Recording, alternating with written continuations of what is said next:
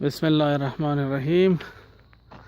جهت استحضار مسئولین محترم، آموزش و پرورش، بخشداری، فرمانداری، استانداری، برنامه بودجه، مدرسه‌ای که می‌بینید مربوط به سال 1337.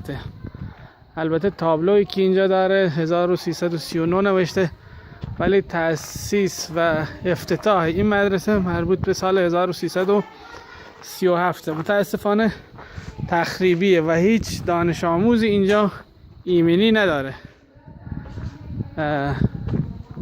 همونجوری که ملاحظه می‌فرمایید، این از سقف مدرسه، این از سیم کشیش و کلاس درس برپا باشه.